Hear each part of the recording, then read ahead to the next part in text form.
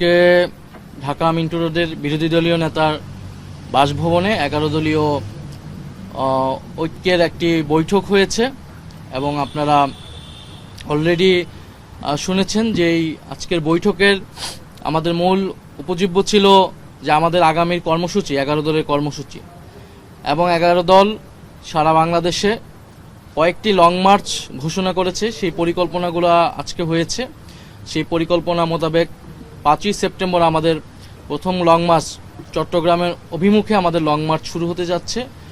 আমাদের লং মার্চে কয়েকটি পথসভা হবে এবং পর্যায়ক্রমে আমাদের এরকম অনেকগুলো বিভাগে আমাদের লং মার্চ হবে। আমাদের 11 দল ঐক্যবদ্ধভাবে এই লং মার্চে অংশগ্রহণ করবে এবং শুধু 11 দল না, আমরা বাংলাদেশের গণতন্ত্রকামী জনগণের প্রতি আমরা আহ্বান জানাচ্ছি এবং আমরা আশাবাদী এই লং মার্চে সাধারণ মানুষ ব্যাপকভাবে অংশগ্রহণ করে এই লং মার্চকে সফল করবেন। বিশেষত সেই জনগণ যারা জুলাই গণ অভ্যুত্থানে অংশ নিয়েছিল, যারা এই নির্বাচনে গণভোটে হ্যাঁ ভোট দিয়েছিল, 11 দলের আহ্বানে হ্যাঁ ভোট দিয়ে সংস্কারের আকাঙ্ক্ষাকে জাতির সামনে তুলে ধরেছিল। প্রায় 70% জনগণ যারা হ্যাঁ ভোটের মাধ্যমে সংস্কারের আকাঙ্ক্ষা ব্যক্ত করেছিল এই নির্বাচনে, গণভোটের নির্বাচনে, আমরা আশা করছি সেই সকল জনগণ বিশেষত তরুণরা এই গণভোটে এই লং মার্চে অংশগ্রহণ করবে।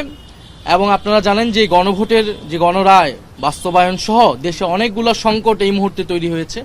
আমরা সেই সংকটগুলো নিয়ে আজকে বিস্তারিত আলোচনা করেছি। বিশেষত সরকারের যে 180 দিন, সেই 180 দিনকে আমরা পর্যালোচনা করেছি। আমাদের কাছে মনে হয়েছে এই 180 দিনে সরকার অপরিকল্পিত এবং অব্যবস্থাপনার কারণে জনগণের ভোগান্তি ব্যাপকভাবে বেড়েছে এবং জন আস্থা, একটা সরকারের যে পাবলিক ট্রাস্ট প্রয়োজন, সেই জন আস্থা একেবারেই তলানিতে গিয়েছে। কারণ আপনারা যদি দেখেন আইন শৃঙ্খলার পরিবেশ অত্যন্ত বাজে, দেশে নিরাপত্তা নেই। যদিও আমরা বিগত সময়ে শুনেছি, বিশেষত নির্বাচনের আগে, যে নির্বাচিত সরকার আসলেই, অন্যভাবে বলতে গেলে বিএনপির সরকার আসলেই দেশে আইন শৃঙ্খলার পরিবেশ ঠিক হবে, কিন্তু তারা এখন পর্যন্ত এই 6 মাসে আইন শৃঙ্খলার পরিবেশ ব্যর্থ কোনো ক্ষেত্রে তারা সেটা অন্তর্বর্তী সরকার অথবা বিপ্লব পরবর্তী পরিস্থিতির থেকেও ভয়ানক রূপ ধারণ করেছে।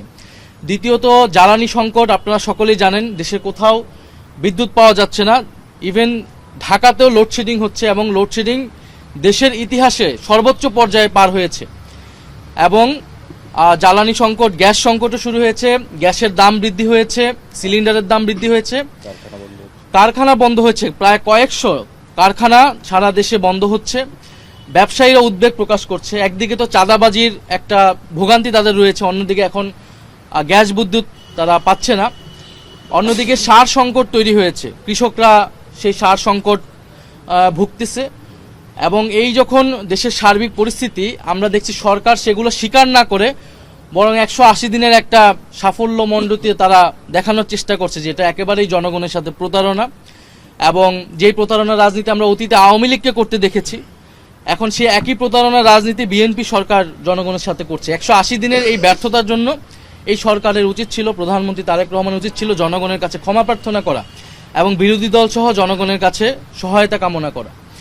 তো সেটা তারা না করে তারা মিথ্যা তথ্য দিচ্ছে, জনগণকে বিভ্রান্ত করছে। কিন্তু আপনারা সকলেই জানেন, আমরা যখনই জনগণের কাছে যাচ্ছি মানুষ তার ভোগান্তির কথা বলছে। এবং এটা শুরুটা হয়েছে গণভোটের গণরায় বাস্তবায়ন না করে সংবিধান সংস্কার পরিষদের শপথ না নেওয়ার মাধ্যমে সরকার এই প্রতারণার কাজ শুরু করেছে। অন্যদিকে এই সরকার প্রধান জনাব তারেক রহমান, তিনি দেশে এসে বলেছিলেন যে আই হ্যাভ এ প্ল্যান। ওনার একটা প্ল্যান রয়েছে, পরিকল্পনা রয়েছে, দেশকে তিনি স্থিতিশীল করতে পারবেন, অর্থনীতিকে স্থিতিশীল করতে পারবেন। এখন দেখা যাচ্ছে যে পুরা সরকারের 180 দিন আসলে অব্যবস্থাপনা। আপনার মন্ত্রী পরিষদ অল্প কয়েকদিনে, মাত্র 6 মাসে আবার পুনর্গঠিত করা লাগলো। তার মানে তাদের পরিকল্পনা এবং হোমওয়ার্ক যথাযথ ছিল না। এবং এই মন্ত্রী পরিষদ কিন্তু তাদেরকে আরো পরিবর্তন করতে হবে, কারণ সকল মন্ত্রীরাই, বেশিরভাগ মন্ত্রীরাই কিন্তু ব্যর্থ হবে আসলে তাদের কার্যক্রমে। ফলে এই সরকারের কাছে কোনো পরিকল্পনা নাই দেশ কিভাবে পরিচালনা করতে হয়, এবং তারা বিরোধী দলের কাছে পরিকল্পনা চাচ্ছে। তো বিরোধী দল সরকারের আগেও ইস্তিহার ঘোষণা করেছে, বাজেটে আমরা বিকল্প বাজেট আলাদাভাবেও এবং একসাথে আমরা বলেছি।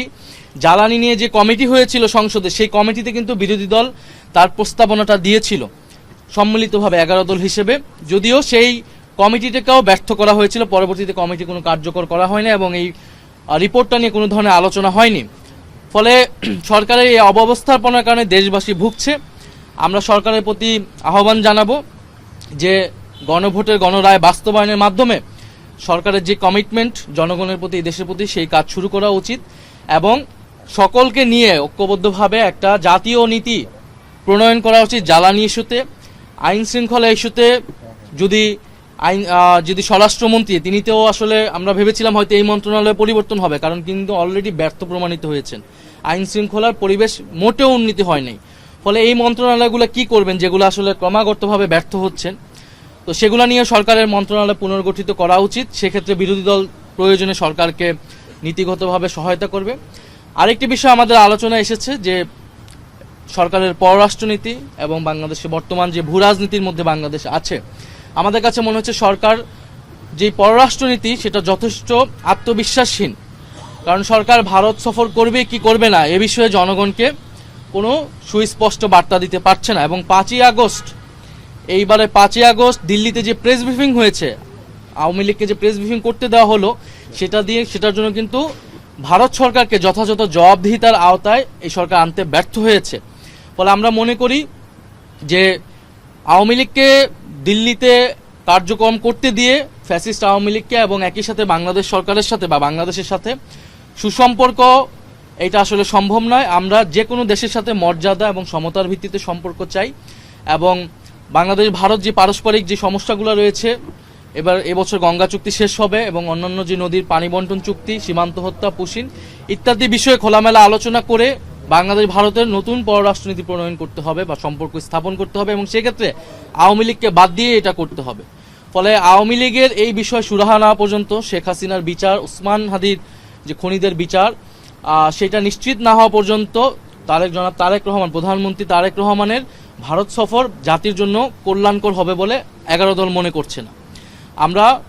আমরা জনগণের প্রতি আহ্বান জানাচ্ছি যে এই বিষয়গুলো নিয়ে আমরা জনগণের যে সমস্যা, আরেকটি সমস্যা এসেছে কর্মসংস্থান। যে সরকার বলেছিল যে তারা 1 কোটি কর্মসংস্থান 18 মাসে করবে, তো 6 মাস গিয়েছে, তারা কিন্তু কোনো কর্মসংস্থান করতে পারেনি। অন্য জায়গায় আমরা দেখছি যে চাকরি পরীক্ষা সহ বিভিন্ন জায়গায় কিন্তু দুর্নীতির অভিযোগ আসতেছে। বিশ্ববিদ্যালয়গুলোতে সন্ত্রাসের আবার অভয়ারণ্য তৈরি করা হচ্ছে। বিরোধী দল মতের যেই ছাত্র সংগঠন রয়েছে, ছাত্র সংসদের নেতা রয়েছে, তাদেরকে দমন পীড়ন করা হচ্ছে, গণতান্ত্রিক পরিবেশ সংকুচিত হচ্ছে এবং নজিরবিহীনভাবে এই সরকার দলীয়করণ করেছে, দলীয় লোক নিয়োগ করেছে রাষ্ট্রের বিভিন্ন স্তরে, ইলেকশন কমিশন থেকে শুরু করে বিভিন্ন প্রতিষ্ঠানে। তারা এবং দুদক, আপনারা দেখবেন যে দুদকের চেয়ারম্যান কিন্তু সম্প্রতি নিয়োগ করা হলো এবং এটাও জুলাই সনদ অনুযায়ী কিন্তু নিয়োগ করা হয়নি। পিএসসির চেয়ারম্যান পদত্যাগ করেছেন, কেন করেছেন আমরা জানি না। তো এই যে পাবলিক প্রতিষ্ঠানগুলো, এগুলো নিয়ে কিন্তু আমাদের আলোচনা ছিল বা আমরা 6 মাস ঐক্যমত্য কমিশনে আলোচনা করেছি। ফলে দেখা যাচ্ছে সরকার জুলাই সনদ বলেন, গণভোট বলেন এবং তার নিজস্ব যে 31 দফা তারা রচনা করেছিল, তার কোনোটিই কিন্তু তারা ফলো করছে না এবং জনগণের প্রতি দেওয়া কমিটমেন্ট রক্ষা করছে না। যদি তারা কমিটমেন্ট রক্ষা না করে, এ কারণে আমাদেরকে সংসদের বাইরে আমাদেরকে গণতান্ত্রিক আন্দোলন গড়ে তোলার প্রয়োজন আমরা বোধ করছি। সেই লক্ষ্যে আমরা জনগণের কাছে যাচ্ছি এবং জনগণকে ঐক্যবদ্ধ করছি।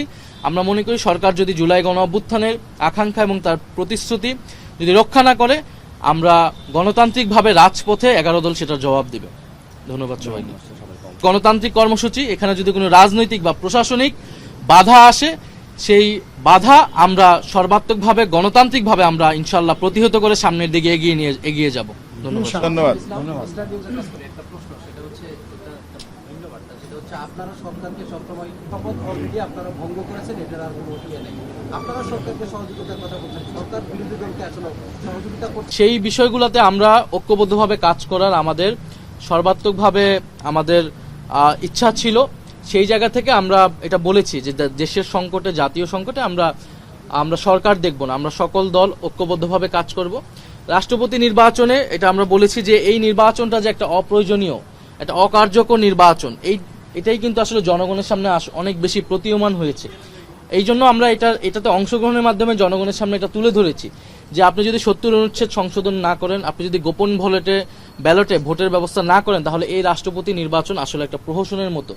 ফলে আমরা মনে করি যে এটা জনগণের সামনে এটা স্পষ্ট হয়েছে এবং স্বরাষ্ট্রমন্ত্রী যেটা বলেছেন, এটা আসলে উনি গণভোটের যে গণরায় এবং যে গণভোট যে আদেশ, সে আদেশের বিরুদ্ধে উনি কথা বলছেন, যে আদেশ অনুসারে আসলে জাতীয় নির্বাচন হয়েছে। এবং আমরা দুটি শপথ নিয়েছি। আমরা মনে করি দুটি শপথই বহাল আছে, বরং সরকার দল যে সংবিধান সংস্কার পরিষদের শপথ না নিয়ে তারা একটা গভীর সাংবিধানিক সংকট তৈরি করেছে, রাজনৈতিক সংকট তৈরি করেছে এবং গণ অভ্যুত্থানের সাথে প্রতারণা করেছে।